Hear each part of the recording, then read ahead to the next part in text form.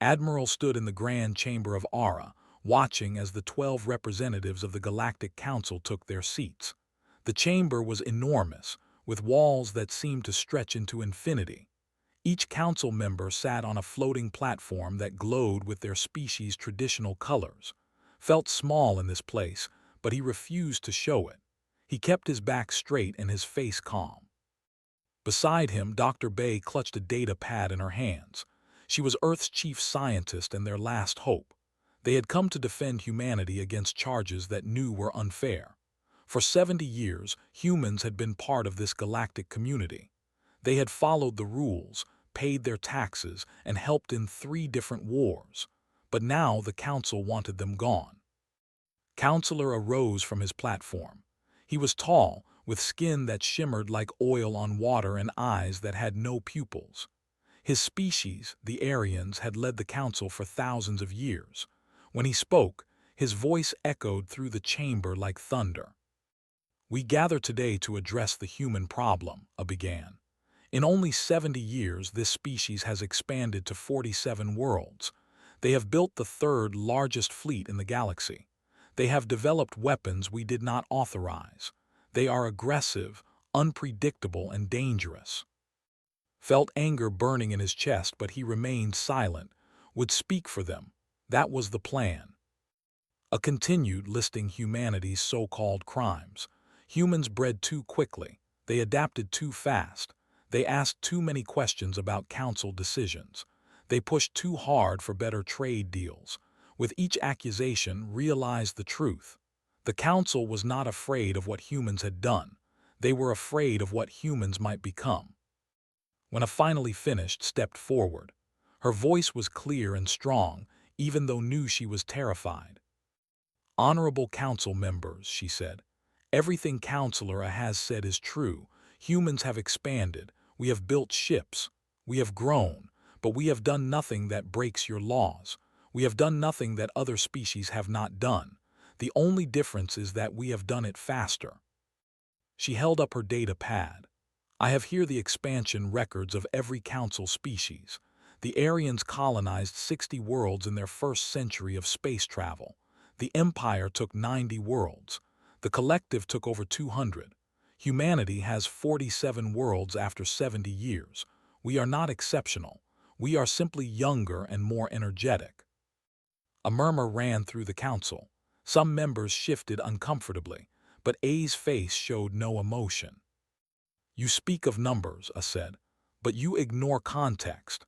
Those expansions happened thousands of years ago when the galaxy was empty. You expand into spaces that are already claimed, already settled. You push boundaries that should not be pushed."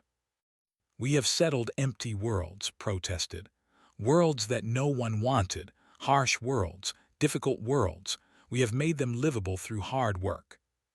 "You have settled worlds too close to our territories," another council member said. "This one looked like a floating mass of crystals. You make us uncomfortable." Looked at, he could see the desperation in her eyes. This was not a trial. This was a verdict that had already been decided. They had been invited to Aura not to defend themselves, but to be officially condemned. "I request a vote of confidence," said. "Let each council member declare whether they believe humanity has violated galactic law." I smiled. It was not a pleasant smile. "Very well, let us vote." One by one, the council members announced their decision. One by one, they voted against humanity. The Aryans voted no.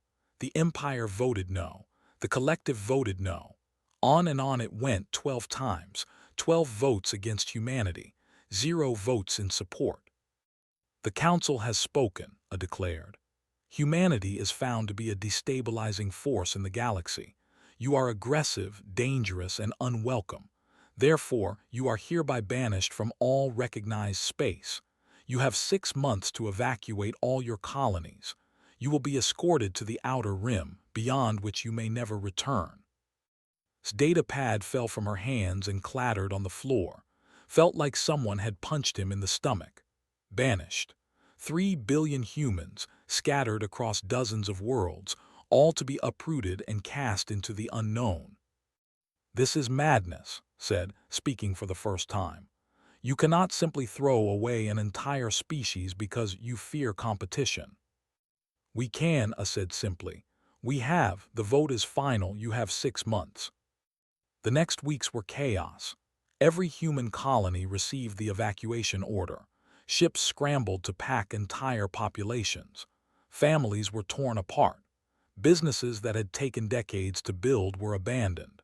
The Council sent military fleets to oversee the evacuation, making sure humans took nothing too valuable, nothing too advanced. They confiscated the best human warships. They seized technology and research. They stripped the colonies of everything useful, leaving only the basics. Colony ships, some food processors, basic medical equipment. That was all humanity would be allowed to keep.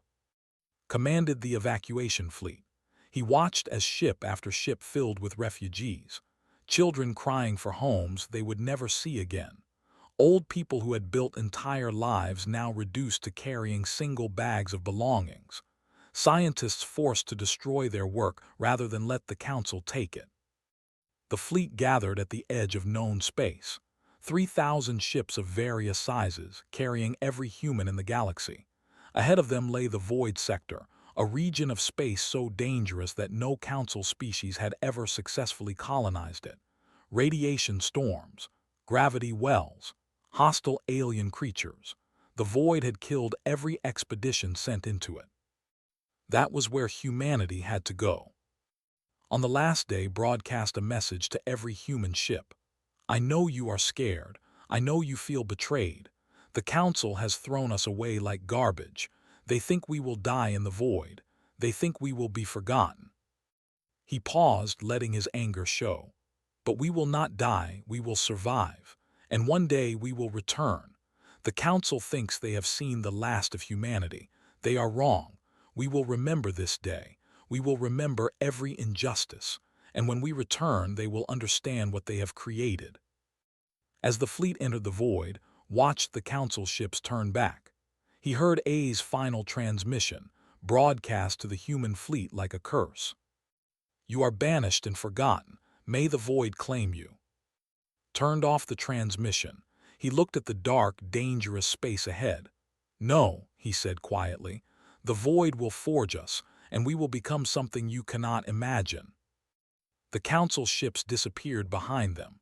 Ahead lay only darkness and danger. The human fleet moved forward into exile, into hardship, into the unknown. But they moved forward together, and that was enough. 300 years had passed since the banishment. President stood on the observation deck of Unity Station, looking down at the planet below. New Terra, they called it, though it looked nothing like the Earth his ancestors had left behind. The sky was purple, the oceans were orange, and the temperature swung wildly between freezing and boiling. But it was home. It was all they had. The Void Sector had nearly destroyed humanity in those first years. Half the fleet had been lost to radiation storms. Entire colony ships had vanished into gravity wells. They had landed on worlds that seemed habitable, only to discover creatures that hunted them, plants that poisoned them, and weather that tried to kill them. But humans had refused to die. Turned from the window and walked through Unity Station. He passed children training in combat from age 5.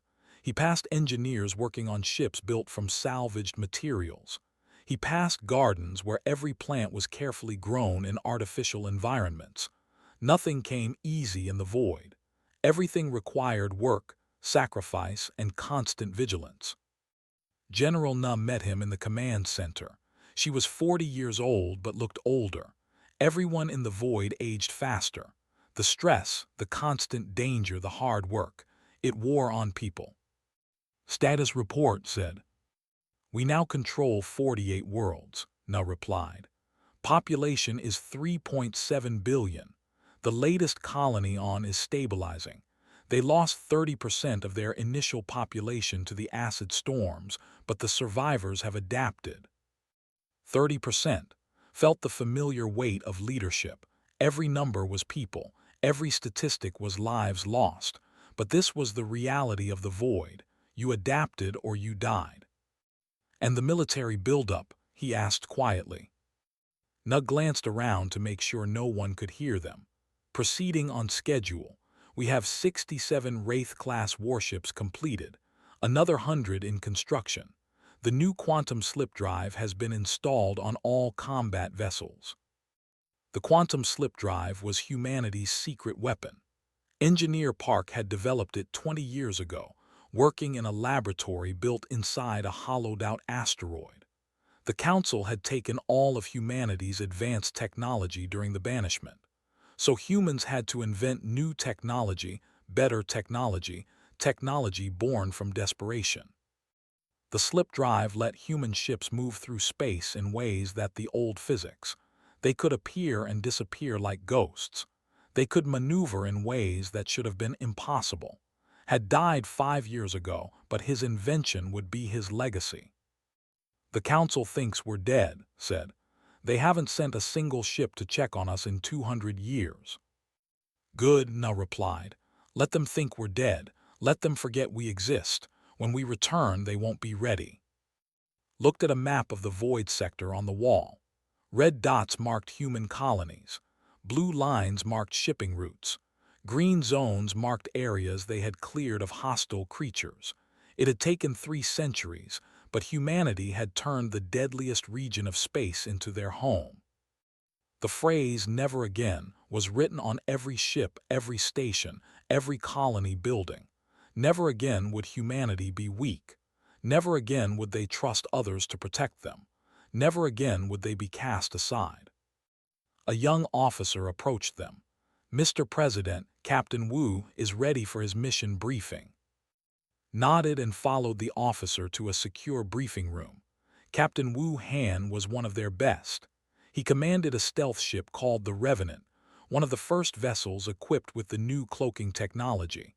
He was 35, lean, with scars from a dozen different combat missions. Captain Wu said, "You've been selected for a very special mission." Wu stood at attention. "I'm ready, sir."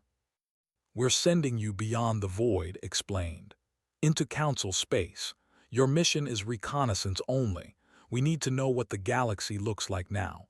How strong are the Council fleets? What technology do they have? Are there any weaknesses we can exploit?" Wu nodded slowly. "How long do I have?" 5 years, General Na said. "You'll take the Revenant and a crew of 50. You'll map Council systems, observe their defenses, and return with intelligence. You cannot be detected. If the Council learns we still exist, if they discover we've been building ships and weapons, they might launch a preemptive strike." "I understand," Wu said. "We'll be ghosts." 3 months later, the Revenant slipped out of the void sector and into the wider galaxy. For the first time in 300 years, a human ship entered Council space, but no one saw it. The cloaking technology worked perfectly. Captain Wu and his crew spent 5 years traveling from system to system. They watched Council fleets patrol the borders. They observed Council colonies and trade routes. They hacked into Council communication networks and downloaded vast amounts of data. What they discovered amazed them. The Council had not advanced. Their technology was nearly identical to what it had been 300 years ago. Their ships were slow. Their weapons were outdated. They had grown comfortable, safe, unchallenged. Meanwhile, humanity had been fighting for survival every single day. They had developed new weapons to fight void creatures. They had created new engines to navigate dangerous space. They had built shields that could withstand radiation that would kill any Council species. Out of necessity, humans had become more advanced than any civilization in the galaxy. Wu also discovered something else. The Council was not united. Different species competed for power. Some colonies were rebelling against the central government. There was corruption, inefficiency, and weakness everywhere. When the Revenant returned to the void, Wu delivered his report directly to President and General Na. "The Council is vulnerable," he said. "They believe they're the strongest force in the galaxy, but they're not. We are." Absorb this information carefully. What about their military? Large but outdated, Wu replied. They have thousands of ships, but our Wraith-class vessels could take on 10 of theirs and win. Their tactics are predictable. They haven't fought a real war in 2 centuries. They've forgotten how. General Nuss smiled. It was a cold smile. We haven't forgotten. President called a meeting of the Unity Council, representatives from all 48 human worlds. In a secure chamber deep underground, he shared Captain Wu's findings. The room erupted in excited conversation. Are we ready? Someone asked. Ready to return? Not yet, said. We need 50 more years. We need more ships, more soldiers, more colonies. We need to be absolutely certain that when we return as conquerors, not beggars. And what about revenge? Another representative asked. Was quiet for a moment. This isn't about revenge, this is about justice. The council cast us aside, they took our homes, they stole our technology, they sentenced billions to death. We will make them answer for that, but we will not become like them. We will not be tyrants. General Nuss stood up. We have a plan, Operation Reckoning. For the next 50 years we will expand our military. We will infiltrate council space. We will place agents and supporters in every system. And when the time is right, we will strike. Not to destroy, but to liberate. Not to enslave, but to lead. The vote was unanimous. Operation Reckoning was approved. That night stood again at the observation window, looking down at New Terra. Children were being born down there who would grow up knowing only the void. They would be harder than their ancestors, stronger, more determined. The council thinks they banished us, said to himself. But they gave us something they didn't intend. They gave us time. They gave us hardship. They gave us a reason to become unstoppable. He thought about Admiral, who had led the Exodus 300 years ago, had promised that humanity would return. That promise was about to be fulfilled. The stars outside the window seemed brighter than usual. Somewhere out there, beyond the void, the council lived in peace and comfort. They had forgotten about humanity. They thought the threat was gone. They were wrong. Commander Lee adjusted her face in the mirror. It wasn't her real face. Through advanced biomodification, she had made herself look like one of the council species. Blue skin, 4 arms, black eyes. She had spent 6 months learning their language, their customs, their way of thinking. Now she was ready to disappear into council space. How do I look? She asked her partner, Ambassador Song. Was wearing a different disguise. He looked like a Aryan, the species that led the council. You look perfect. I still think my disguise is better, though. Smiled. They were part of Shadow Operations, humanity's secret infiltration program. Over the past 50 years, they had placed agents on every major council world. Some posed as traitors, some as diplomats, some as ordinary workers. All of them gathered information and waited for orders. Their ship dropped out of slip space near the planet Prime. It was a busy commercial hub, with thousands of ships coming and going every day. No one noticed one more small trading vessel joining the traffic. Remember the mission, said as they prepared to land. We're here to make friends, not enemies. Find the rebels, support them quietly, and leave no trace of human involvement. The planet's surface was bustling with activity. Markets filled with goods from across the galaxy. Species from dozens of worlds walked the streets together. On the surface, it looked peaceful and prosperous, but had studied the intelligence reports. She knew the truth. The council had become corrupt. They taxed colonies heavily while providing little protection. They crushed any species that showed too much independence. They kept the galaxy divided and weak, all to maintain their own power. Many worlds wanted freedom, but they were too afraid to fight alone. That's where humanity came in, and spent weeks making contacts. They found a group of rebels who wanted to overthrow the local council governor. The rebels were brave but poorly equipped. They had old weapons and no real military training. We can help you, told their leader, a 4-armed warrior named, but you can never know who we are. "Who are you?" asked suspiciously. "Call us the Ghost Armada," replied. "We're allies who want the Council to fall just as much as you do." Over the next months, weapons began appearing in rebel hideouts. Advanced weapons, better than anything the Council troops had. Training manuals appeared too, written in clear language, teaching modern combat tactics. The rebels didn't know where these gifts came from, but they used them. When the rebellion finally struck, it succeeded beyond anyone's expectations. The Council garrison was overrun in 3 days. The governor fled the planet. Prime declared independence. The Council sent a fleet to reclaim the planet, but the rebels were ready. Using the tactics they had learned and the weapons they had received, they held off the Council forces for 2 months. Eventually, the Council gave up. It was too expensive to keep fighting for one rebellious world, and moved on to the next target, and the next, and the next. Meanwhile, Captain Wu Han had returned to Council space with a larger mission. His stealth ship, the Revenant, was now part of a small fleet of invisible vessels. They mapped every Council system in detail, every military base, every shipyard, every communications hub. They knew where the Council kept their forces and where their defenses were weakest. On one mission, Wu discovered something interesting. The Aryans who led the Council were having internal problems. Their young people were restless. They questioned why their species should control everyone else. Some even sympathized with the rebellious colonies. Wu sent agents to make contact with these dissidents. Quietly, carefully, humans began building networks of support even among the Council leadership species. They spread ideas about freedom and equality. They shared stories about the old Council's corruption. They never revealed they were human. They were just concerned citizens, asking questions, suggesting alternatives. Back in the void, General Na oversaw the military buildup. The human fleet now numbered over 2,000 warships.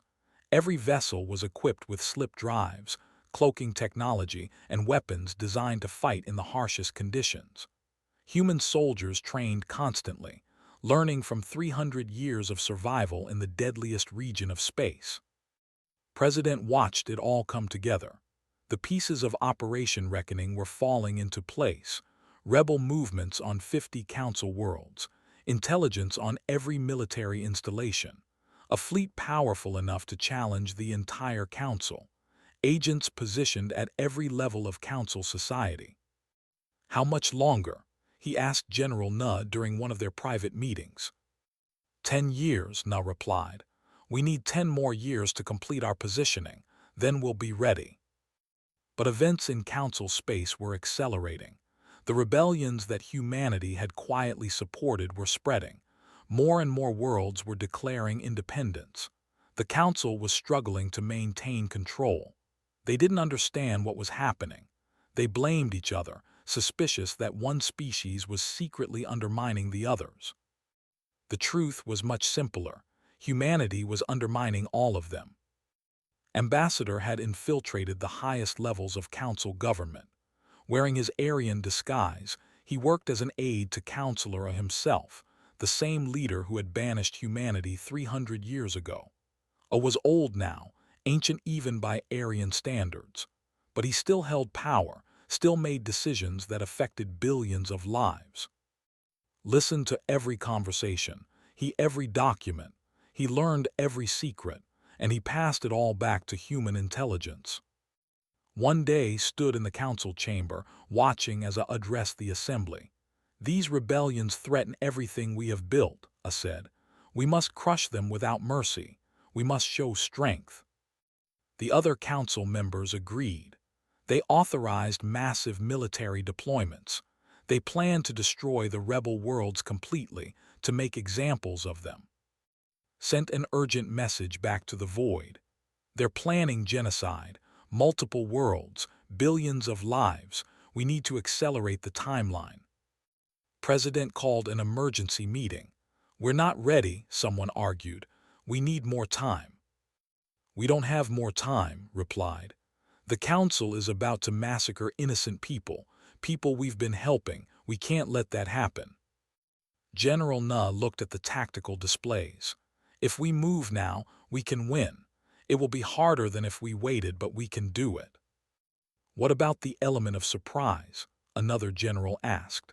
If we reveal ourselves now, we lose our advantage. We lose it eventually anyway, Na said. Better to use it to save lives than to hold it for a perfect moment that might never come. Made his decision. Send the order. Operation Reckoning begins in 3 months. Alert all agents. Prepare all fleets. We return to the galaxy not as refugees but as liberators. The message went out through secret channels to every human agent in Council space. Received it on a rebel world. Captain Wu received it while mapping a Council military base. Ambassador received it while standing in the Council chamber itself. The time had come. After 350 years of exile, hardship, and preparation, humanity was about to reveal itself. Commander looked at the night sky from the rebel world. Somewhere up there, beyond the stars she could see, the human fleet was gathering. Thousands of ships, armed with technology the Council couldn't imagine, crewed by people who had survived what should have been certain death. Ghost Armada, the rebels called them. Soon the whole galaxy would know the truth. The ghosts were real, the ghosts were human, and they were about to change everything. Sent one final report from inside the Council chamber. Just authorized the genocide fleet. They launch in 1 week. If humanity is going to act, it has to be now. President read the message and felt the weight of history on his shoulders. 350 years ago, his ancestor Admiral had vowed that humanity would return. That vow was about to be fulfilled. Send the final order, commanded. All ships proceed to Council space. All agents activate. Operation Reckoning is live. Show them who we are. Show them what they created when they cast us into the void. The message reached every human vessel, every agent, every soldier. And with one voice humanity answered. We remember, we return, we reckon. Envoy Me stepped off the shuttle and onto the landing platform of Aura. She wore a simple black uniform with no decorations except one patch on her shoulder, the symbol of Earth, the world her ancestors had left behind 350 years ago. Behind her, the human dreadnought Unforgotten hung in orbit, massive and dark against the stars. The Council guards stared at her in shock. They had received the transmission announcing her arrival, but they hadn't believed it. Humans were supposed to be extinct, dead in the void, forgotten. I am Envoy Me of the Terran territories, she announced. I am here to address the Galactic Council. The guards didn't know what to do. They called their superiors. Orders came back. Escort her to the Council chamber, but keep weapons ready. No one knew what to expect. Me walked through the grand corridors she had only seen in historical records. Her heart was pounding, but she kept her face calm.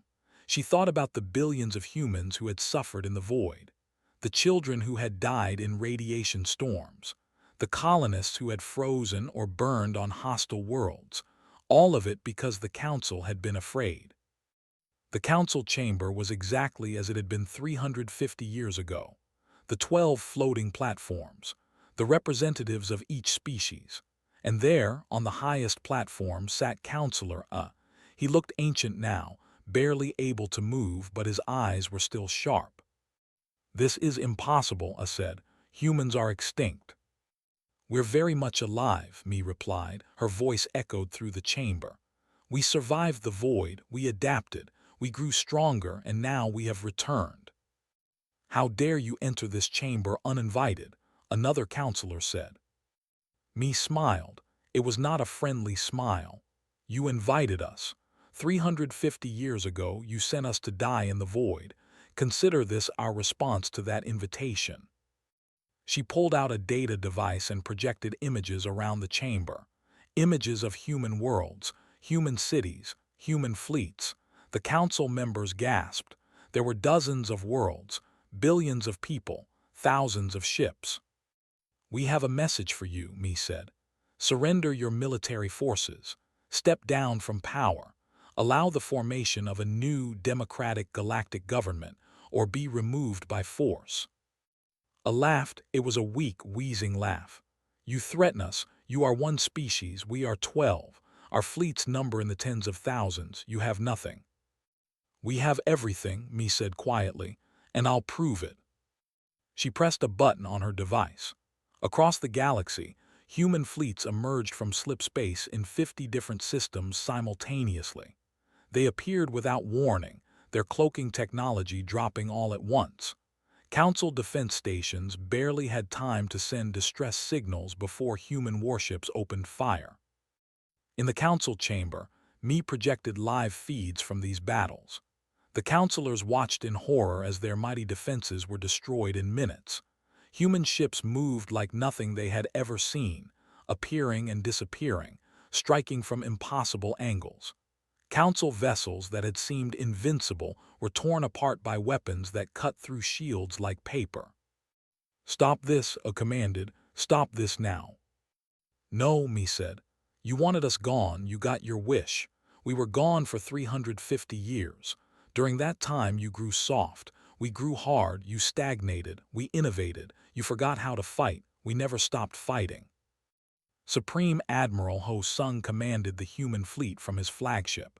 He watched as system after system fell to his forces. His orders were clear: destroy military targets, avoid civilian casualties. This was not a war of revenge. This was a war of liberation. On the planet Prime, Commander threw off her disguise. She stood before the rebels she had been helping for years. I am Commander Lee of the Terran military, she announced, and we're here to help you win. The rebels stared at her in shock. You're human. The Ghost Armada is human. Yes, said. And right now, human ships are securing this system. The Council can't touch you anymore. Similar scenes played out on dozens of worlds. Human agents revealed themselves. Rebel forces coordinated with human military units. Council governors who had been tyrants fled for their lives. Some were caught and arrested. Others escaped into the chaos. Grand Marshal Jin directed the overall strategy from a command ship in deep space. He had spent his entire life preparing for this moment. Every simulation, every war game, every tactical exercise had been building to this. Phase 1 complete, an officer reported. All primary military targets in the outer systems have been neutralized. Begin Phase 2, Jin ordered. Move toward the core systems. Remember, avoid unnecessary destruction. We're here to liberate, not conquer. The human advance was relentless. Council fleets tried to regroup and counterattack, but they were fighting an enemy they didn't understand. Human tactics were unpredictable. Human technology was superior. Human soldiers fought with a ferocity born from 3 centuries of surviving in hell. On one world, a council admiral tried to use civilian shields, positioning his fleet near a populated colony and threatening to fire on the city if humans attacked. Grand Marshal Jin's response was immediate. Human ground forces teleported directly into the council ships using experimental technology. They captured the admiral and his crew without firing a single shot that could harm civilians.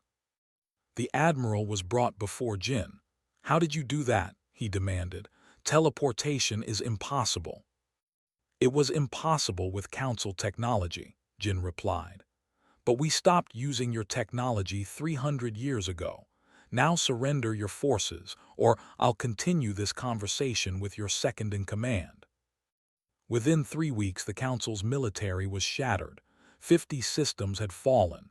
Council member species were in chaos. Some tried to negotiate. Others tried to flee. A few tried to mount counterattacks, but they were crushed. Ambassador, still in his disguise, stood in the council chamber as it descended into panic. Councilors shouted at each other, blaming everyone but themselves for this disaster.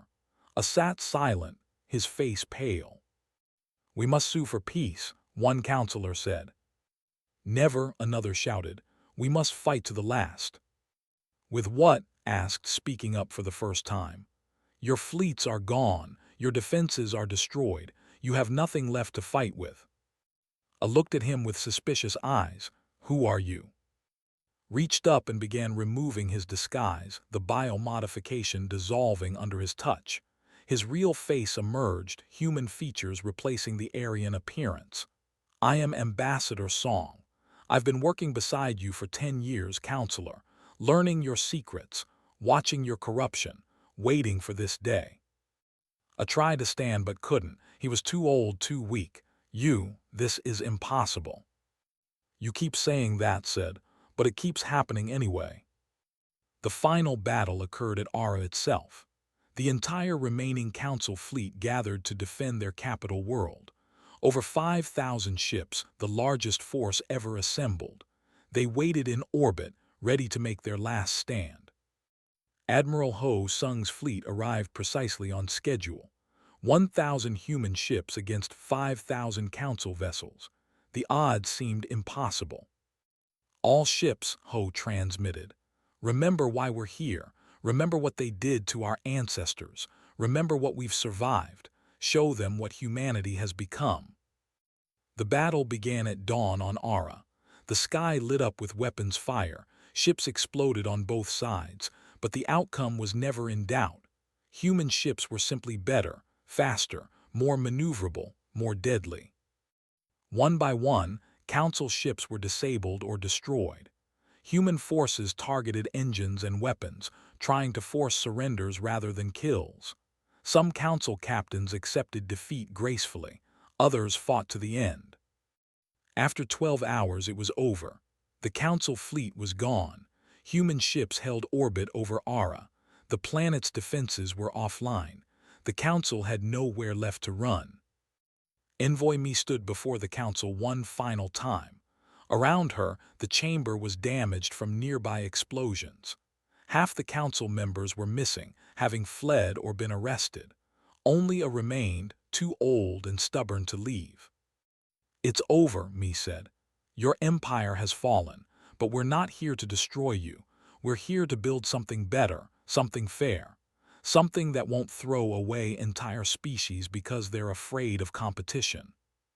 I looked at her with tired eyes. What do you want from us? Surrender, Mi said. Complete and unconditional, and then we rebuild together. On the flagship Unforgotten, Admiral Ho received the surrender transmission from what remained of the Council military. He had won. Humanity had won. After 350 years, they had returned and conquered the galaxy. But as he looked at the damaged ships and thought of the lives lost, Ho felt no joy, only relief. The reckoning was complete. Now came the harder part, building peace. 3 years had passed since the surrender. Empress stood in the newly rebuilt council chamber, though it was no longer called that. Now it was the Galactic Senate, and it looked very different from before. Instead of 12 floating platforms for the old council species, there were now rows of seats for representatives from every species in the galaxy. Hundreds of them, each with an equal voice. Wore simple robes of state, not the elaborate costumes the old counselors had favored. She had been elected by the Senate, not born into power. Her title of Empress was mostly ceremonial. Real power lay with the Senate and the courts of law that humanity had helped establish. The Senate will come to order, Chancellor Sung Park announced. He was human, but his role was administrative. He kept meetings organized and made sure everyone had a chance to speak. Real decisions came from votes. Today's session was special. The war crimes trials were concluding. Former members of the old council were being sentenced for their crimes against humanity and other species. Had insisted these trials be fair, with proper evidence and defense attorneys. Some humans had wanted simple revenge but had refused. If humanity was going to lead the galaxy, they had to be better than the old council. The most significant trial was Counselor A's. He was brought into the chamber in a wheelchair, attended by doctors. He was dying, everyone knew that, but believed he needed to face justice before he died. The charges were read: crimes against humanity, unlawful banishment of an entire species, theft of property and technology, conspiracy to commit genocide against rebel worlds. The list went on. "How does the defendant respond?" the judge asked. A's lawyer spoke. "My client acknowledges these events occurred, but he acted on behalf of the Galactic Council. He followed the laws as they existed at the time." "Laws that were unjust," the prosecutor replied. "Laws that concentrated power in the hands of a few species while oppressing countless others." The trial lasted for 3 days. Witnesses, evidence was presented. Finally, it was time for sentencing. But before the judge could speak, someone unexpected requested to address the court. Admiral stepped forward. He was the grandson of Admiral, the man who had led the human exodus 350 years ago. He wore his military uniform with its many decorations earned during the reckoning. "I wish to speak," said. The judge nodded. "The court recognizes Admiral." "Turn to Fesa. You sentenced my grandfather and 3 billion humans to death. You called us aggressive and dangerous. You took everything from us and threw us into the void." His voice was steady but filled with emotion. "My grandfather kept a recording of your final words. You are banished and forgotten. May the void claim you. I've listened to that recording many times."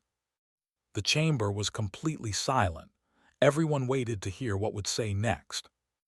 "The void did claim us," continued, "but not in the way you intended. It claimed us and forged us into something stronger than you could imagine. You meant those words as a curse. They became our blessing." He paused, looking directly at A. "My grandfather also made a promise that day. He said we would return. That promise has been kept. We have returned. We have won. We now hold the power you once held." I stared back at him, saying nothing. "But we will not become you," said. "We will not rule through fear. We will not cast aside those we find inconvenient. We will not build an empire on oppression." He took a deep breath. "My grandfather believed in justice, not revenge. I honor his memory by following that belief. Therefore, I recommend mercy for Counselor A." A gasp ran through the chamber. Even A looked surprised. "He is old. He is dying. Keeping him in prison serves no purpose except vengeance. I recommend he be placed under house arrest, with medical care, to live out his remaining days in peace. Let him see what we build with the power he once held. Let him witness a galaxy where all species are equal. That is justice enough." The judge considered this recommendation. After consultation with other legal officials, she agreed.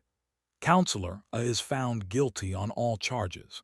However, considering his age and health, and respecting Admiral's recommendation, this court sentences him to house arrest with full medical care.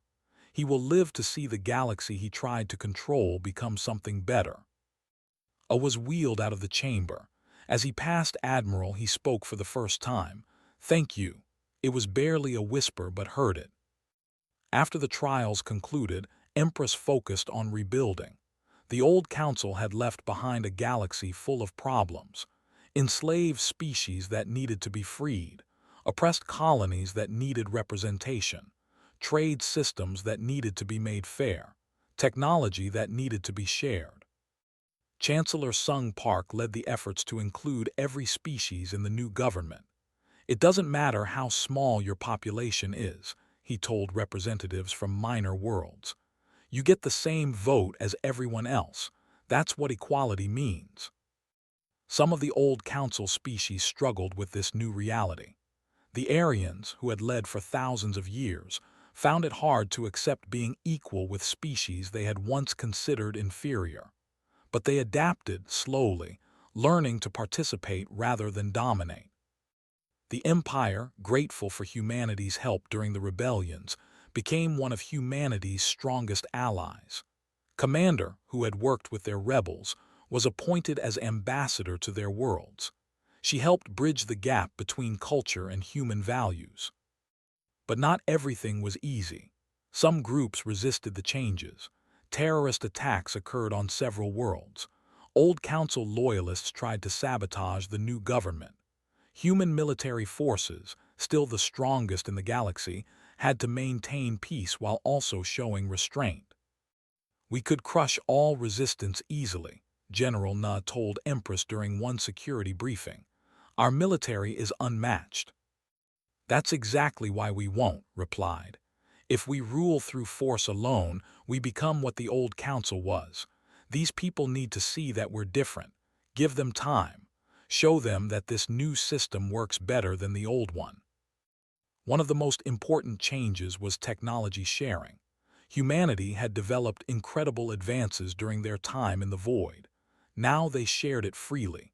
Medical technology that saved lives, agricultural techniques that ended hunger on dozens of worlds, clean energy that replaced polluting systems, ship designs that made travel safer and faster. Some human scientists protested. We earned this technology through centuries of suffering. Why give it away? Engineer Park's daughter, herself now an engineer, answered them. My father developed the slip drive because we needed it to survive. Now others need it too. If we hoard our knowledge, we're no better than the council that stole our technology during the banishment. We're better than that. 5 years after the reckoning, Empress traveled to the void sector. She wanted to see where humanity had survived, where they had been forged into what they became. A massive memorial had been built on New Terra, listing the names of every human who had died during the 350 years of exile. Thousands attended the memorial dedication ceremony. Humans who remembered the hard times, their children who had grown up in the void, even some aliens who wanted to understand what humanity had endured, stood before the memorial wall with its millions of names carved into black stone. She spoke, her words broadcast across the galaxy. We were banished and forgotten.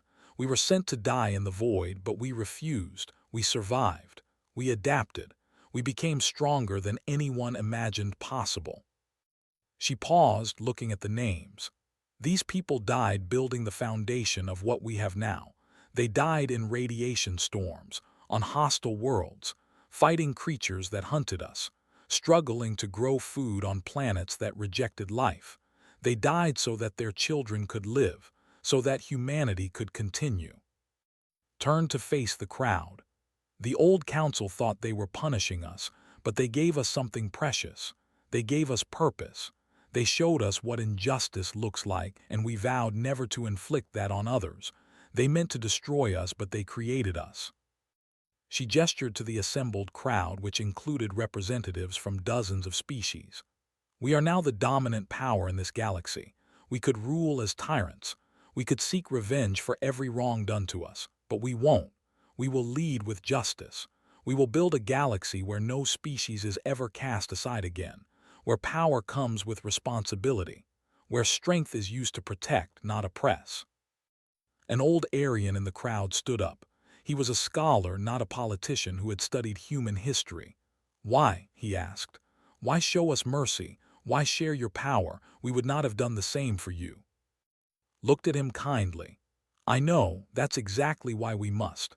Someone has to break the cycle of oppression and revenge. It might as well be us. We survived the void. We can survive peace too. That night there was a celebration on New Terra. Music filled the streets. Different species danced together, shared food, told stories. Children of various species played together, not caring about old divisions. Admiral stood with his officers, watching the celebration. My grandfather would have liked this, he said. He always said we would return, but I think he'd be more proud of what we became than what we conquered. Do you think it will last? Captain Wu asked. He was older now, retired from active service, but still sharp. This peace, this unity. It has to, replied. We didn't survive 350 years in hell just to build another tyranny. This is our legacy, a galaxy where every species has a voice, where power is shared, not hoarded, where the strong protect the weak instead of exploiting them. Empress stood on a balcony, watching the celebration below. Chancellor Sung joined her. They're calling you the greatest leader in galactic history, he said. Laughed. I'm just trying not to mess up what billions of people died to build. You're succeeding, Sung said. The galaxy is more peaceful than it's been in thousands of years. Trade is flourishing. Scientific cooperation is producing breakthroughs. Even old enemies are learning to work together. It's fragile though, said. One wrong decision, one abuse of power, and it could all fall apart. Then we won't make wrong decisions, Sung replied, and we'll build systems that prevent abuses of power. That's what democracy means. No one person, no one species has too much control. Looked up at the stars. Somewhere out there beyond the visible sky was Earth, the ancestral home that humanity had been forced to leave. They had sent expeditions to find it, but the records were old and incomplete. Earth remained lost. Do you think we'll ever find Earth? She asked. Eventually, Sung said, but it doesn't matter as much anymore. We've built new homes, new communities. We've become something more than just the species from one planet. We've become what holds this galaxy together. The celebration continued into the night. On New Terra, on Ara, on Prime, and on hundreds of other worlds, people celebrated the new era. An era of equality, an era of justice, an era where being human meant not just surviving, but building something worth surviving for. And in a quiet house on Ara, Counselor sat by a window, watching news reports of the celebrations. He was dying, his body failing after so many years. But he watched, and he understood what he had done. By casting humanity into the void, he had created the very thing he feared most, a force strong enough to replace the Council. But that force had become something he never expected. Not conquerors, not tyrants, but leaders who ruled with justice. It was, he realized in his final days, the greatest irony of all. The species he had tried to destroy had saved the galaxy from becoming what his council had been. As he closed his eyes for the last time, I had one final thought. Perhaps humanity deserved to lead after all.